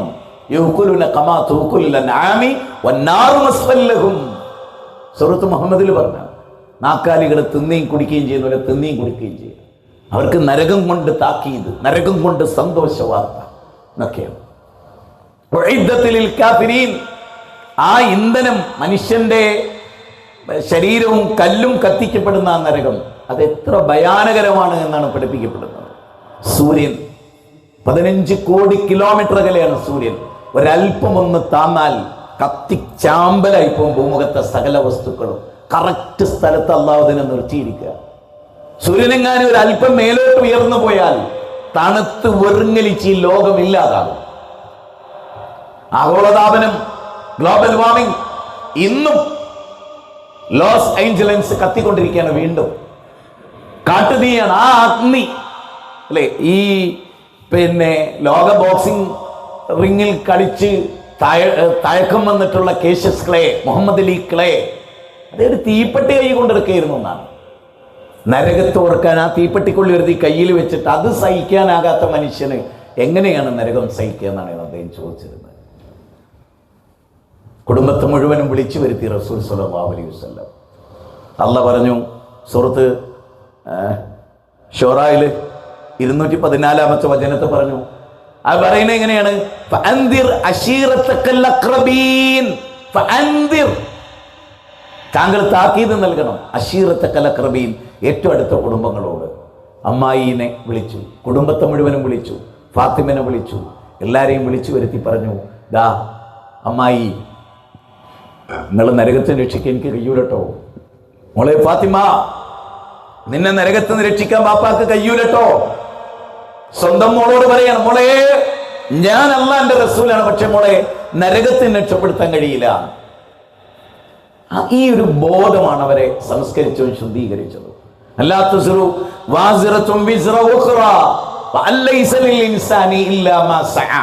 സൂറത്തുൽ നജ്മിലാണ് 53-ാം അധ്യായം 38-ാമത്തെയും 39-ാമത്തെയും വചനം. ഒരാളുടെ പാപഭാരവും ഒരാൾ ഏറ്റെടുക്കില്ല. ഇബ്രാഹിം നബി അലൈഹി സ്വലാത്തു വസ്സലാം നരകത്തിന്റെ അടുത്ത് വന്നു. ബാപ്പണ്ടപ്പുറത്ത് ആസർ കാണും. ഇബ്രാഹിം നബി അദ്ദേഹത്തെ കാണും. അപ്പോൾ അള്ളാഹുവിനോട് സംസാരിക്കുന്നുണ്ട് ഇബ്രാഹിം നബി. അള്ളാഹ്, ഒരു ബാപ്പ നരകത്ത് പോകുന്നതിനേക്കാളും ഒരു മകന്റെ നിന്യത വേറെന്തുണ്ടല്ല. ഇബ്രാഹിം നബിയുടെ കാലിനടിയിൽ ഒരു കറുത്ത ജീവി ബ്ലഡ് കിടന്നിട്ട് ഇങ്ങനെ പെടയ്ക്കുന്നതാണ്. ഇമാം ബുഖാരി പറയണ, ഇബ്രാഹിം നബി കാലിട് വലിക്കും, ഇങ്ങനെ കാലിട് പൊന്തിക്കും. അപ്പൊ കാലിലേക്ക് ഇങ്ങനെ നോക്കും. എന്നിട്ട് അങ്ങോട്ട് നോക്കുമ്പോൾ വാപ്പാനെ കാണൂല. അതുവരെ വാപ്പാൻ അവിടെ കണ്ടിരുന്നു. ഈ കാലിട് പൊന്തിച്ചിട്ട് അവിടേക്ക് നോക്കി പിന്നെ നോക്കുമ്പോൾ വാപ്പല്ല. ബാപ്പ നരകത്തിലേക്ക് എറിയപ്പെട്ടു. ബാപ്പ നരകത്തിലേക്ക് എറിയപ്പെട്ടു. ഇബ്രാഹിം നബിയുടെ ഉപ്പയാണ് നരകത്ത് പോകുന്നത്. എത്ര ഭയാനകരമാണല്ലേ. നമ്മൾ അതുകൊണ്ടാണ് യാ അയ്യുഹല്ലദീന ആമനൂ ഖൂ അൻഫുസകും വഅഹ്ലീകും നാറാ വഖൂദുഹാ അന്നാസു വൽ ഹിജാറ അലൈഹാ മലായികത്തുൻ ഗിലാദുൻ ശിദാദ്. വിശുദ്ധ ഖുർആൻ അത്ര ഗൗരവമായി സംസാരിക്കുകയാണ്. 66-ാം അധ്യായം 6-ാമത്തെ വചനം. ആ വചനത്ത് പറയുന്നത് എന്താണ്? നിങ്ങൾ നിങ്ങളെ നരകത്തിൽ നിന്ന് കാത്തുകൊള്ളണം. ഒരു കാരക്കച്ചീർ ദാനം ചെയ്തിട്ടെങ്കിലും നരകത്തിൽ നിങ്ങൾ നഫ്സിനെ കാത്തുകൊള്ളണം. അല്ലെ, ഇവിടെ എന്താ പറയുന്നത്? നിങ്ങളെയും നിങ്ങളുടെ കുടുംബത്തെയും. എന്നിട്ട് അലി ഇബ്നു അബീ ത്വാലിബ് പറയാണ്, നിങ്ങളുടെ മക്കളെ വഅല്ലിമൂഹു വഅദ്ദിബൂഹു എന്നൊക്കെ കാണാം അദ്ദേഹത്തിന്റെ വാക്കുകളായിട്ട് റിപ്പോർട്ട് ചെയ്യപ്പെട്ടു. നിങ്ങൾ അവർ മക്കൾക്ക് അദബ് പഠിപ്പിക്കണം, നിങ്ങളുടെ മക്കളെ ദീന് പഠിപ്പിക്കണം, ദിക്റുകളും ദുആകളും. മക്കളെ എന്നും എപ്പോഴും മക്കൾ നരകമുണ്ട് എന്ന കാര്യം, അവരെ അള്ളാഹുവിന്റെ ശിക്ഷ വരും, അത് നമുക്ക് തടുക്കാനാവില്ല എന്നത് മക്കളെ പഠിപ്പിച്ചു കൊടുക്കണം. ചെറുപ്പത്തിലെ മക്കളുടെ കൂടെ നിൽക്കണം. നരകത്തെ ഓർത്ത് കരയുന്ന ഉമ്മാനെ മക്കൾ കാണണം. സ്വർഗത്തെ പ്രതീക്ഷിച്ച് സന്തോഷിക്കുന്ന ഉപ്പാനെ കാണണം. അതൊന്നും നമ്മുടെ ഒരു കുടുംബാന്തരീക്ഷത്തിൽ ഉണ്ടാകുന്നില്ല എന്നത് എത്ര വേദനാജനകമായ കാര്യമാണ്, എത്ര ദുഃഖകരമായ കാര്യമാണ്, അല്ലെ? അവിടെയാണ് ഞാൻ ഇനി പറയുന്ന കാര്യങ്ങൾ നിങ്ങൾ ശ്രദ്ധിച്ചു നോക്ക്. നരകവുമായി ബന്ധപ്പെട്ട് റസൂലുള്ളാഹി സ്വല്ലല്ലാഹി അലൈഹി വസല്ലം പഠിപ്പിക്കുമ്പോൾ, നരകത്തിലെ തീജ്വാലയെ കുറിച്ച് പഠിപ്പിക്കുമ്പോൾ, നബി സല്ലല്ലാഹു അലൈഹി വസല്ലം ഒരിക്കല് മെഹ്റാബില് മഴയ്ക്ക് വേണ്ടിയുള്ള നമസ്കാരമാണ്. അപ്പൊ സ്വർഗം പ്രദർശിപ്പിക്കപ്പെട്ടു. ആ സ്വർഗത്തിലെ മുന്തിരിക്കൊല പ്രദർശിപ്പിക്കപ്പെട്ടു. അള്ളാഹുവിന്റെ റസൂൽ മുന്നോട്ട് ഗമിച്ചു. പെട്ടെന്ന് തന്നെ നരകം പ്രദർശിപ്പിക്കപ്പെട്ടു. നബിയുടെ മുഖത്ത് നരകത്തിന്റെ ആ തീക്കാറ്റേറ്റു. നബി ഇങ്ങോട്ട് പിറകോട്ട് നിന്നു. ആ ഓരോ സഫും പിറകോട്ട് നിന്നു. അങ്ങനെ ഓരോ സഫും പിറകോട്ട് വന്നിട്ട് ആണുങ്ങളെ സഫ് പെണ്ണുങ്ങളെ സഫിൽ കയറിപ്പോയി. ചിന്തിക്കണം. അല്ല, അവർ ചോദിക്കണം, എന്തേ നബി ഉണ്ടായത്? അപ്പോൾ റസൂൽ പറയാണ്, സ്വർഗത്തിൽ നിന്നൊരു മുന്തിരിക്കുല, അതെങ്ങാനും എനിക്ക് കയ്യെത്തി പിടിക്കാൻ സാധിച്ചിരുന്നുവെങ്കിൽ ഈ ദുനിയാവിലെ നിങ്ങളുടെ പട്ടിണി മാറ്റാൻ അത് മതിയാകുമായിരുന്നു, എന്നേക്കുമായി അത് മതിയാകുമായിരുന്നു. നരകത്തെ റസൂലിന്റെ മുഖത്തേക്കാണ് നരകത്തിന്റെ ചൂട് വരുന്നത്. ആലോചിച്ച് നോക്കിക്കേ, എത്രമേൽ ഭയാനകരമായിരിക്കും അത്. അതുകൊണ്ട് തന്നെ വളരെ വളരെ ഗൗരവമായിട്ടാണ് നമ്മൾ ഈ വിഷയത്തെ നമ്മൾ നോക്കിക്കാണേണ്ടത്. അബൂബക്കർ സിദ്ദീഖ് റളിയല്ലാഹു അൻഹു നരകത്തെ കുറിച്ച് പറയുമ്പോൾ കരയുമായിരുന്നു. ഖബർ കാണുമ്പോൾ ഉസ്മാൻ ഇബ്നു അഫ്ഫാൻ കരയുമായിരുന്നു. അവരൊക്കെ ജീവിതത്തെ പരലോകവുമായി ബന്ധപ്പെടുത്തി ചിന്തിച്ചു. ഓരോ സംഗതികളും ചിന്തിച്ചു. നടത്തവും ഇരുത്തവും കിടത്തവും എല്ലാം നരകത്തിലെത്തിപ്പെടുന്നത്. എവിടെയെങ്കിലും അവർക്ക് പഴച്ചാൽ അവർ ഉടനെ പശ്ചാത്തപിച്ച് ഖേദിച്ച് മടങ്ങി അവർ പൊട്ടിക്കരഞ്ഞു. ഒരു ജമായത്ത് നഷ്ടപ്പെട്ടാൽ മരിക്കുന്നവരെ കരഞ്ഞു. അങ്ങനെ ജീവിതത്തിൽ അവർ ഖേദിച്ച് റബ്ബിലേക്ക് മടങ്ങി. നബി സല്ലല്ലാഹു അലൈഹി വസല്ലമ നരകത്തിന്റെ ഉദാഹരണങ്ങൾ വിവരിച്ചു കൊടുത്തു. നരകത്തിലെ അവസ്ഥാവിശേഷങ്ങൾ. അപ്പം നിങ്ങൾ നോക്ക്, ഖുർആൻ പറയാണ്, ഞാനിപ്പം നമ്മളിപ്പോൾ ഈ ലോസ് ആഞ്ചലസിലും കാലിഫോർണിയയിലും ഒരു 238 കോടിയുടെ കൊട്ടാരം കത്തിച്ചാമ്പലായി അമരുന്നത് നമ്മൾ സോഷ്യൽ മീഡിയയിലൂടെ കാണും.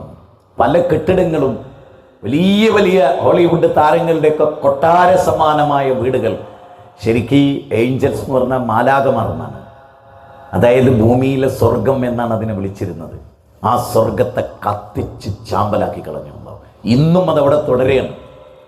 പക്ഷെ ഞാൻ നിങ്ങളോട് ചോദിക്കട്ടെ, ആ കൊട്ടാരം കത്തി അമരുമ്പോൾ അതിൻ്റെ തീപ്പൊരി പാറുമ്പോൾ ഈ ഖുർആനിലെ 2 ആയത്തുകൾ ഓർമ്മ വന്ന്, ഇന്നഹാ ചെറുമീ ബിശറിൻ കൽകസർ കന്നഹു ജിമാലത്തും സുഫർ. 2 കാര്യങ്ങൾ. ആ നരകത്തിലെ തീപ്പൊരി കൊട്ടാര സമാനമായ തീപ്പൊരിയാണ്. മഞ്ഞ ഒട്ടകക്കൂട്ടങ്ങൾ ചിന്ന ഭിന്നമാകുന്ന പോലെ ഭയാനകരമായ തീപ്പൊരി. ആ തീപ്പൊരിയെ കുറിച്ച് അല്ല മറ്റൊരിടത്ത് പറയുന്നത് കല്ലാ ഇന്നഹാ ലല്ലാഹ്. ഈ സൂറത്ത് മആരിജ് ഒന്ന് വായിക്കണം കേട്ടോ. 70-ാമത്തെ അധ്യായമാണ് സൂറത്ത് മആരിജ്. എൻ്റെ തുടക്കത്തിൽ അല്ല ഇങ്ങനെ പറയുന്നുണ്ട്, വലാ യസ്അലു ഹമീമുൻ ഹമീമ. ഒരു ഉറ്റ ബന്ധുവും ഒരു ഉറ്റ ബന്ധുവിനോടൊന്നും ചോദിക്കാത്ത പരലോകം. വല്ലാത്തൊരു വിവരണം. എന്താണ് പറയുന്നത്? എന്താ പറയുന്നത്? അതൊരു വല്ലാത്ത വലാ യസ്അലു ഹമീമുൻ ഹമീമ. അടുത്ത വാചകം എന്താ അറിയോ? യുബസ്റൂനഹും യവദ്ദുൽ മുജ്രിമു ലൗ യഫ്തദി മിൻ നദാബി യൗമീദിൻ ബിബനിഹി വസഹിബതിഹി വഅഖീഹി വഫസീലിഹി. അവിടെ തുടർന്ന് 17 വരെയുള്ള വാചകങ്ങളാണ്. എന്നാൽ അവിടെ ആദ്യം പറയുന്നത് എന്താണെന്ന് അറിയോ? ആദ്യം പറയുന്നത് ഈ അക്രമകാരികളായ ആളുകൾ കുടുംബത്തിനൊക്കെ കാണും, എല്ലാവരും ഉണ്ടാവും. അതിൽ ഏറ്റവും രസം എന്താണെന്ന് വെച്ചാൽ മസ്റയിൽ അമേരിക്കക്കാരൻ്റെ കൂടെ നമ്മളെ നിർത്തൂല അള്ളാഹു. ഈ കൊല്ലത്തെ മഹലിൽ ജീവിച്ച് ഇവിടെയൊക്കെ മരിച്ചവരൊക്കെ അള്ളാഹു കൊല്ലം സോണിലാണ് ഒരുമിച്ച് കൂട്ടുക. നമ്മൾ മുജാഹിദ് സമ്മേളനത്തിന് പോയ ഞങ്ങൾ Edathanattukara zone, Kozhikode north zone എന്നൊക്കെ കാണുന്നില്ലേ, അതുപോലെ കോഴിക്കോട് നോർത്ത് കോഴിക്കോട് സൗത്ത് എന്നുണ്ടാവും മസ്റയിൽ. ഹദീസ, ഞാൻ വെറുതെ പറയല്ല. ഓരോരുത്തരെയും അവരുടെ ഇമാമുമായിട്ടാണ് അവരവിടെ കൊണ്ടുപോയി നിലനിർത്തുക. ആ മഹലിലെ കാളിയാരെ കൂടെ ഉണ്ടാകുക. ബാപ്പാനെ ഇമ്മാനെ എല്ലാവരെയും കാണാം. അല്ലാണ്ട് ബാപ്പ ഹജ്ജിന് പോയ മാതിരി ബാപ്പ അപ്പുറത്തും തീരെ കാണാത്ത 3 ദിവസം അങ്ങനെ ഉണ്ടാവില്ല. കാണുന്ന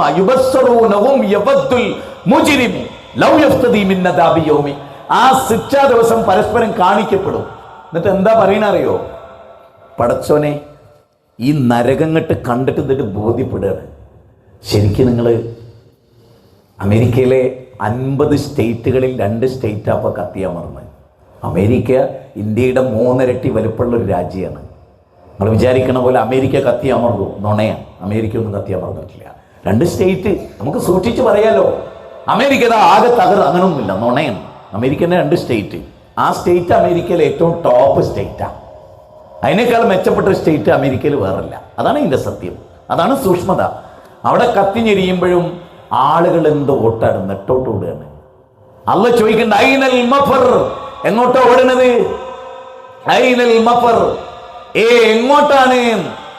സാധാരണഗതിയിൽ ഒരു ഭൂകമ്പമുണ്ടായ വേറൊരു സ്ഥലത്തേക്ക് ഭൂമി മൊത്തം കുലുങ്ങിയാലോ, പർവ്വതങ്ങൾ വെണ്ടുകീറിയാൽ, പർവ്വതങ്ങൾ കടഞ്ഞിട്ട ആട്ടിൻഡോമങ്ങളെ പോലായാലോ, അൽ ഖാരിയ മൽ ഖാരിയ വമാ അദ്റാക മൽ ഖാരിയ യൗമ യകൂനു നാസു കൽ ഫറാശിൽ മബ്സൂസ്. അവിടെ പറയുന്നത് എന്താണ്? വമാ അദ്റാക മാ ഹിയ നാറുൻ ഹാമിയ, നെഞ്ചകം പടർന്നു പിടിക്കുന്ന തീജ്വാല. അങ്ങനെ പറഞ്ഞേ, ഹൃദയത്തെ കത്തിച്ച്, ഹൃദയത്തിന്റെ ഉള്ളിലേക്ക് കയറിച്ചെന്ന് അവിടെ കത്തിച്ച് ചാമ്പലാക്കുന്ന തീ. അത് വരാനിരിക്കുന്നു. വൈലുല്ലിക്കുല്ലി ഹുമസത്തിൽ ലുമസ അല്ലദീ ജമഅ മാലൻ വഅദ്ദദ യഹ്സബു അന്ന മാലഹു അഖ്ലദ കല്ലാ ലയുംബദന്ന ഫിൽ ഹുതമ വമാ അദ്റാക മൽ ഹുതമ. ഹുതമ എന്നാൽ എന്താ നിനക്കറിയോ? അത് അപാരമായ ആടിക്കത്തുന്ന തീജ്വാലയാണ്, അനിയന്ത്രിതമാണ്. ഒന്നിനും അതിനെ അണയ്ക്കാൻ കഴിയില്ല. ചെറിയ അധ്യായമാണ്. അവിടെ കള്ള തീർത്ത് പറയണം അല്ലേ? സൂര്യനും ചന്ദ്രനും ആലോചിച്ചാൽ തന്നെ, ആ സൂര്യന്റെ വലുപ്പം ആലോചിച്ചാൽ തന്നെ നരകത്തിന്റെ വലുപ്പത്രയായിരിക്കും. നബി സല്ലല്ലാഹു അലൈഹി വസല്ലമ നരകത്തിന്റെ ആഴം പറഞ്ഞ് നമ്മൾ മുമ്പൊക്കെ കേട്ടിട്ടുണ്ട്. 70 വർഷം മുമ്പ് പുറപ്പെട്ട കല്ല് 70 വർഷത്തിന് ശേഷം താഴെ എത്തി. ആ നരകത്തിൽ മക്കൾ എത്തരുത്, ആ നരകത്തിൽ ഭാര്യ എത്തരുത്, ആ നരകത്തിൽ നമ്മുടെ പെൺകുട്ടികൾ ഉണ്ടാവരുത്. അതുകൊണ്ട് തന്നെ വീട്ടിൽ നിന്ന് ജീൻസ് ഇടുമ്പോൾ ഇത് ആരെ വാങ്ങിക്കൊടുത്ത്? ഈ ഡ്രസ്സ് ആരാ വാങ്ങിക്കൊടുത്ത്? ഓള് വാങ്ങിയതാ? അല്ല, നിങ്ങൾ ശോഭിക പോയി വാങ്ങിക്കൊടുത്ത, നമ്മൾ വാങ്ങിക്കൊടുത്ത, രക്ഷിതാക്കൾ വാങ്ങിക്കൊടുത്ത. ഷാട്ടും പിടിച്ചിട കൊടുക്കരുത്. ഇജ്ജ് ഇടണ്ടാറ്, ഇജ്ജ് പോലെ കുത്തിരി, ഇജ്ജ് പഠിക്കണ്ട. ഒന്ന് പറഞ്ഞു നോക്കി. പിതാക്കളുടെ തൻ്റെ ഇടങ്ങിയുള്ള കാലത്തൊന്ന് കാണിച്ചു നോക്ക്. അല്ല, നിങ്ങൾ ആലോചിച്ച് നോക്ക്, പെൺകുട്ടികളുടെ വേഷവിധാനം ഒന്ന് ആലോചിച്ച് നോക്ക്. എത്രമാത്രം മോശമായ ഡ്രസ്സുകളാണ് ധരിച്ചുകൊണ്ടിരിക്കുന്നത്. എന്താ? നരകത്തെക്കുറിച്ച് യാതൊരു ചിന്തയില്ലായിട്ടാണ്. ഈ ശരീരം നരകത്തിൽ കത്തിയെരിയുന്നതിനെ കുറിച്ച് ഭയപ്പാടില്ലാത്തവരെങ്ങനെ? ഹറാമിന്റെ കാര്യം പറഞ്ഞപ്പോൾ റസൂൽ ആകാശത്തേക്ക് കൈ ഉയർത്തുന്ന ചില ആളുകളുണ്ട്. യാ റബ്ബ്, യാ റബ്ബ് എന്ന് പറഞ്ഞവർ റബ്ബിനോട് അള്ളാഹുവിന്റെ റസൂലിന്റെ ചോദ്യമാണ്, എടാ ചങ്ങാതി, അവന്റെ വസ്ത്രം ഹറാമാണ്, അവന്റെ പാർപ്പിടം ഹറാമാണ്, അവൻ കഴിക്കുന്ന ഭക്ഷണം ഹറാമാണ്, അവൻ ആ ഹറാമിൽ ഊട്ടപ്പെട്ടതാണ്, അവന്റെ ശരീരത്തിലെ മാംസം പോലും രൂപപ്പെട്ടത് ഹറാമിൽ നിന്നാണ്. പിന്നെ അവൻ എങ്ങനെ ഉത്തരം കിട്ടുക? അള്ളാഹ് പറയണേ, അവര് ബുത്തൂനിഹിമില്ലന്നാർ, നരകത്തിന്റെ തീയാണ് വയറ്റിൽ നിറയ്ക്കുന്നത്. പലിശയുമായും ഹറാമുമായും ഒരാൾക്ക് തൃപ്തിയില്ലാത്ത സമ്പത്തുമായും ഒക്കെ പറഞ്ഞപ്പോൾ ഖുർആൻ പറഞ്ഞ പ്രയോഗമാണത്. ഈ ജൂതന്മാരുമായി ബന്ധപ്പെട്ട് പറയുന്നിടത്ത് സൂറത്ത് ബഖറയുടെ ഒരു 80 മുതൽ ഇങ്ങനെ നമ്മളൊരു 113, 14 വരെ ജൂതന്മാരൊക്കെ ആയിട്ട് ബന്ധപ്പെട്ട കുറേ കാര്യങ്ങൾ ഇങ്ങനെ ചർച്ച ചെയ്യണം അള്ളാഹുവിടെ സൂറത്ത് ബഖറയിൽ. അതിലവര് പറയുന്നൊരു വാദമുണ്ട്, ഞങ്ങൾ അള്ളാന്റെ ആളുകളാണ്, ഞങ്ങൾ അള്ളാന്റെ ആളുകളാണ്, അള്ളാന്റെ ഔലിയാക്കളാണ്. അത് സൂറത്ത് ജുമയെ നോക്കിയാൽ നമുക്ക് കാണാം. അവരെ പറയും ഞങ്ങൾ അള്ളാന്റെ. അപ്പൊ നിങ്ങൾ നരകത്തിൽ അപ്പൊ അവര് പറയുന്ന കാര്യം എന്താ പറയുക? ഇല്ല, അയ്യാമമായതൂത, എണ്ണപ്പെട്ട ദിനം.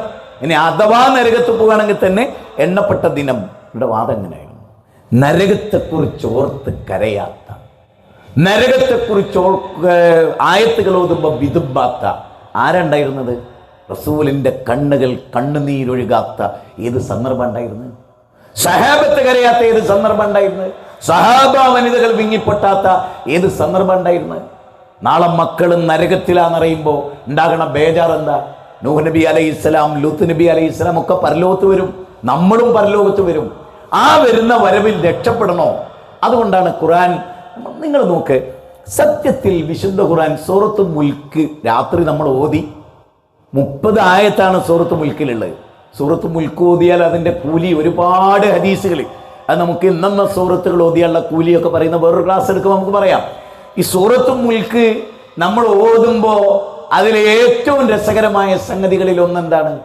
നരകത്തിൻ്റെ തെക്കാതുത്തമീസ് അല്ല പറയാണ്, ആ ഉഗ്ര കോപം കൊണ്ട് നരകങ്ങനെ പൊട്ടിപ്പിളരുമാറായി ശരിക്കും നരകത്തെ വലിച്ചുകൊണ്ടിരുന്ന രംഗമൊക്കെ വിവരിക്കുന്നുണ്ട്. 19 മലക്കുകളുടെ മേൽനോട്ടത്തിൽ നരകത്തെ ചങ്ങലക്കിട്ട് വലിച്ചു. നമ്മുടെ കാഴ്ചപ്പാടുകൾക്കൊക്കെ അപ്പുറത്തുള്ളൊരു സംഭവത്തെക്കുറിച്ചാണ് പറയുന്നത്.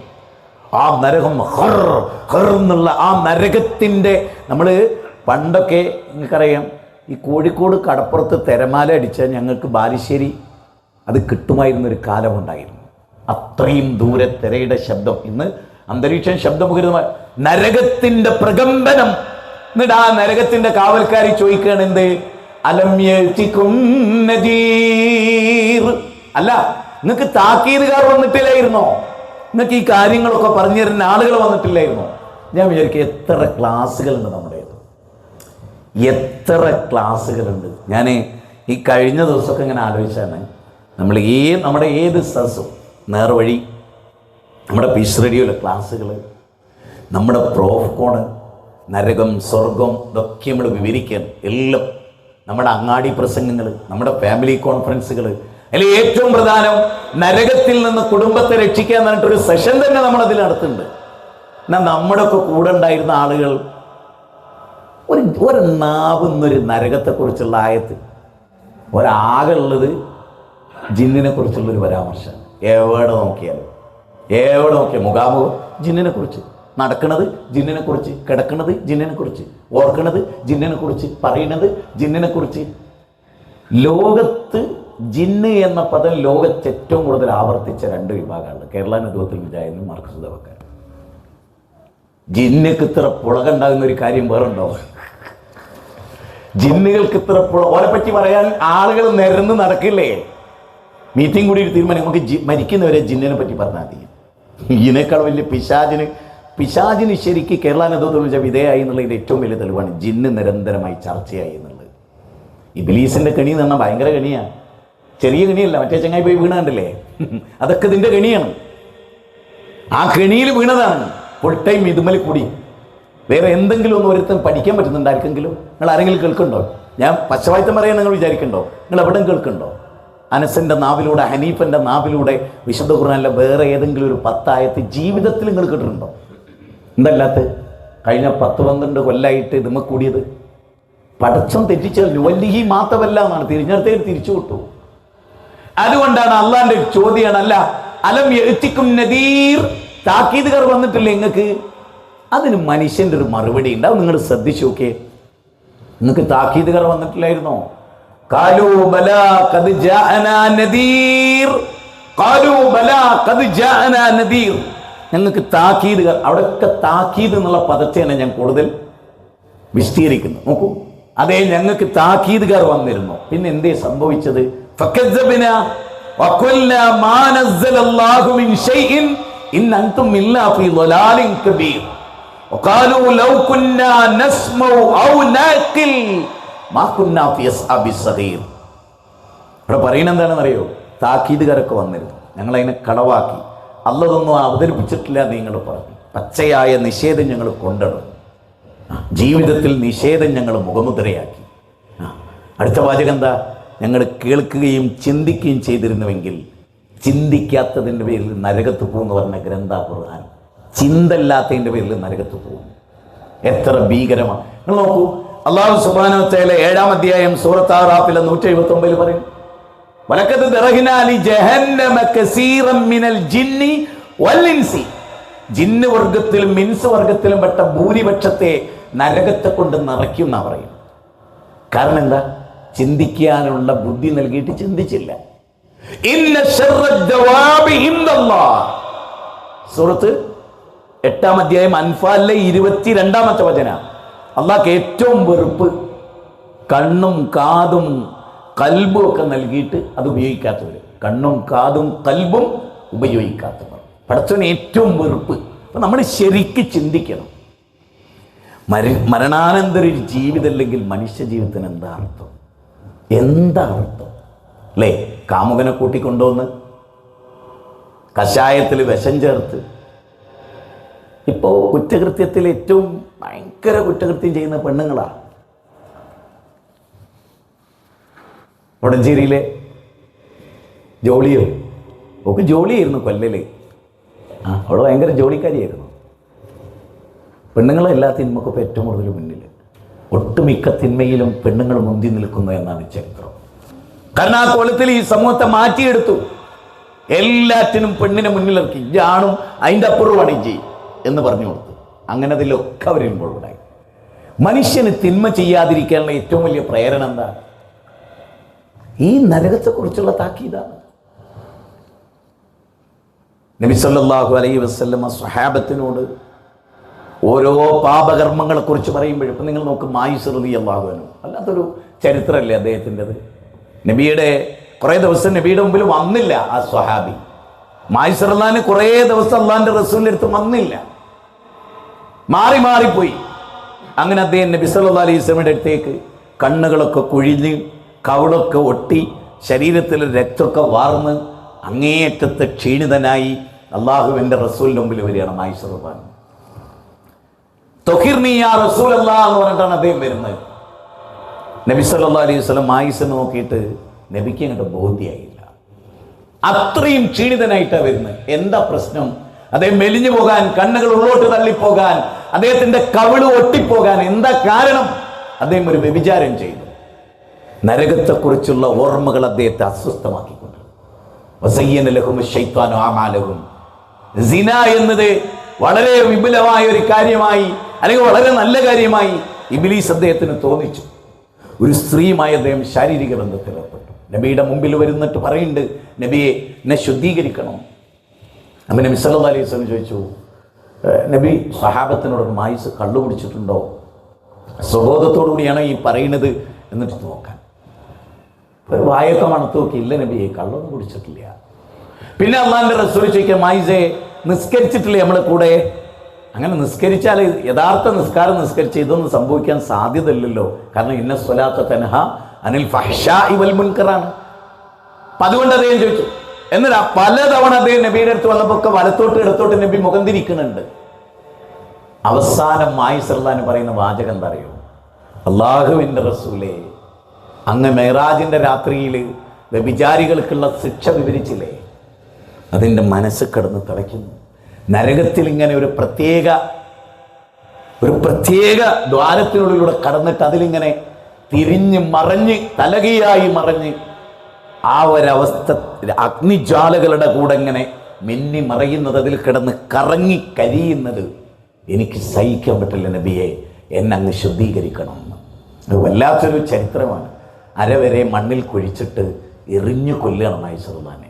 അദ്ദേഹത്തിൻ്റെ ബ്ലഡ് ചില ആളുകളുടെ മുഖത്തായിട്ട് ഉമർ ഇബ്നു ഖത്താബ് റളിയല്ലാഹു പോലുള്ള ആളുകൾ ചെറിയ വെറുപ്പിൻ്റെ നീരസം കാണിച്ചപ്പോൾ റസൂൽ പറഞ്ഞു, ഇല്ല, മദീനയിലെ നിങ്ങളൊക്കെ 70 വിഭാഗമായി തിരിച്ച് നിങ്ങളുടെ തൗബ ഉണ്ടല്ലോ, ആ തൗബൻ്റെ ഒക്കെ എത്രയോ മേലെ വരുന്ന തൗബയാണ് മായിസറുല്ലാൻ. നബി ചോദിച്ചില്ല മറുഭാഗത്ത് ഏതാ പെണ്ണ് എന്ന്. ആ പെണ്ണ് റസൂലുള്ളാഹി സ്വല്ലല്ലാഹു അലൈഹി വസല്ലം അടുത്ത് വരുന്നുണ്ട്. ആ പെണ്ണ് വരുമ്പോൾ മായിസുമായി ആ അവിഹിത ബന്ധത്തിലേർപ്പെട്ട സ്ത്രീ ഞാനാണ് നബിയെ എന്ന് പറയുന്നുണ്ട്. അവനെ നബി സല്ലല്ലാഹു അലൈഹി വസല്ലം ഗർഭിണിയായതുകൊണ്ട് മടക്കി അയച്ചു. കുട്ടിയെ പ്രസവിച്ചിട്ട് വരാൻ പറഞ്ഞു. നിങ്ങൾ ആലോചിക്കണം, 10 മാസം ചെയ്ത തെറ്റിനെക്കുറിച്ച് ഓർത്ത് കരയുകയായിരുന്നു. ആ കുഞ്ഞ് ജനിച്ചു. ആ കുഞ്ഞിനെ, കൈക്കുഞ്ഞിനെ, ചോരക്കുഞ്ഞിനെയുമായി ഈ സഹോദരി വീണ്ടും വരികയാണ് 10 മാസങ്ങൾക്കപ്പുറം. മങ്ങാത്ത തിന്മയെക്കുറിച്ച് മങ്ങാത്ത മനസ്സുമായി. നമുക്കൊരു തിന്മ ചെയ്ത ഒരു മണിക്കൂറുകൊണ്ട് നമ്മൾ മറന്നു, ആ മനസ്സായിട്ട് വരികയാണ്. അപ്പോൾ റസൂലുള്ളാഹി പറഞ്ഞു, ആയില്ലല്ലോ, കുട്ടിക്ക് മുല കൊടുക്കേണ്ട പ്രായം 2 വർഷമാണല്ലോ, അതൊരു മാതാവിൻ്റെ കടമയാണല്ലോ, കുട്ടിക്ക് മുലപ്പാൽ കൊടുക്കാൻ പറഞ്ഞു. 2 കൊല്ലം മുലപ്പാലൊക്കെ കൊടുത്ത് ഒരു റൊട്ടി കഷ്ണം കുട്ടിയുടെ വായിൽ വെച്ചുകൊണ്ടാണ് ഈ സഹോദരി വരുന്നത്. എന്താ, ഈ കുട്ടി ഭക്ഷണം കഴിക്കാനായി എന്ന് നബീനെ തെളിയിക്കണം, എന്നിട്ട് എറിഞ്ഞു കൊല്ലുന്ന ശിക്ഷ ഏറ്റുവാങ്ങി നരകത്ത് നിന്ന് രക്ഷപ്പെടണം. ദുനിയാവിൽ മാനം കെട്ടാലും ഇവിടുന്ന് കല്ലെറിഞ്ഞു കൊന്നാലും നബിയേ നരകം അതെനിക്ക് സഹിക്കാനാവില്ല നബിയേ. അതുകൊണ്ടാണ് റസൂൽ പറഞ്ഞത് എന്തെന്നറിയോ? മസലി വ മസലുക്കും ഖബസലി റജുലിൻ ഔഖദനാറ. എൻ്റെ ഉദാഹരണം ഒരു നരകത്തെ ഒരു തീ കത്തിച്ച ഒരുത്തൻ്റെ ഉദാഹരണം പോലെയാണ്. ആ തീയിലേക്ക് വണ്ടുകളും പാറ്റകളും പറന്നു വരുമ്പോൾ അത് തടുക്കുന്ന പോലെ നരകത്തിൽ നിങ്ങളെ ഞാൻ തടുത്തു. ആ നരകത്തിൽ നിന്ന് മനുഷ്യൻ രക്ഷപ്പെടുത്താൻ വന്ന ആളാണ് അള്ളാഹുവിൻ്റെ റസൂൽ സ്വല്ലല്ലാഹു അലൈഹി വസല്ലം. വേറൊരു സ്ഥലത്ത് യൗമ തുഖല്ലബു വുജൂഹും ഫിന്നാർ യഖൂലുന യാ ലൈതനാ അതാന അല്ലാഹ് വഅതാന റസൂല. നോക്കൂ നിങ്ങൾ, സൂറത്ത് അഹ്സാബിലാണ് 33-ാം അധ്യായം 66, 67, 68 വചനം. നരകത്തിൽ മുഖം കുത്തി വീഴും. ആര്? അള്ളാഹുവിനെ റസൂലിനെ അനുസരിക്കാത്തവർ നരകത്തിൽ മുഖം കുത്തി വീഴും. എന്നാൽ അവർ പറയും, എന്തൊരു നാശമാണ്, അള്ളാഹുവിനെ റസൂലിനെ അനുസരിച്ചിരുന്നെങ്കിൽ എത്ര നന്നായിരുന്നേനെ. സൂറത്തുൽ ഫുർഖാനിലെ 27 പറയുന്നതോ, അക്രമികളായ ആളുകൾ കൈകടിക്കുന്ന ദിവസം യഖൂലു യാ ലൈതനി ഇത്തഖദതു മഅ റസൂലി സബീല യാ വൈലതാ ലൈതനി ലം അത്തഖദു ഫുലാനൻ ഖലീലാ. പടച്ചോനെ, അള്ളാഹിന്റെ റസൂലിന്റെ കൂടെ ഒരു മാർഗം സ്വീകരിച്ചിരുന്നെങ്കിൽ എത്ര നന്നായിരുന്നേനെ. വൃത്തികെട്ട കൂട്ടുകെട്ടായിരുന്നു ഞങ്ങൾക്ക്, വൃത്തികെട്ട കൂട്ടുകെട്ടായിരുന്നു ഞങ്ങൾക്ക്, ഞങ്ങളുടെ കൂട്ടുകെട്ട് ശരിയായിരുന്നില്ല. സൂറത്തുൽ ഫുർഖാനിലെ 27 മുതൽ ലഖദ് അദല്ലനി അനിദ്ദിക്ർ. എന്നിട്ട് പിന്നെ പറയുന്നറിയോ, ഞങ്ങൾക്ക് ഉത്ബോധനം വന്നു കിട്ടിയതിന് ശേഷം, താക്കീത് വന്നു കിട്ടിയതിന് ശേഷം ഞങ്ങൾ പിശാചിന്റെ കൂട്ടാളികളായി തീർന്നു. വഖാല റസൂൽ യാ റബ്ബി ഇന്ന ഖൗമി ഇത്തഖദു ഹാദൽ ഖുർആന മഹ്ജൂറ. എൻ്റെ ഉമ്മത്ത് ഖുർആനിനെ തള്ളിക്കളഞ്ഞു, ഖുർആനിനെ തള്ളിക്കളഞ്ഞു. അതുകൊണ്ട് നിരന്തരമായ ഖുർആനിന്റെ പഠനം അവിടെ പറയും. എന്നിട്ട് അടുത്ത സൂറത്ത് അഹ്സാബ് പറയുന്നതറിയോ, സാദാത്യങ്ങളെയും കുബറായിങ്ങളെയും പണ്ഡിതന്മാരെയും പുരോഹിതന്മാരെയും തൊണ്ട തൊടാതെ മിണുങ്ങി, അതുകൊണ്ട് നരകത്ത് പോയി. എന്നിട്ട് പിന്നെന്താ പറയുന്നത്? ഈ ഉസ്താദുമാരും മൊല്ലമാരും ഞങ്ങളെ പറ്റിച്ചു. അല്ലാ റബ്ബന ആത്തി ളൈഫൈന മിനൽ അദാബ്. ഒരു ഇരട്ടി ശിക്ഷ കൊടുക്കണേ, ഒരു ഇരട്ടി ശിക്ഷ കൊടുക്കണേ.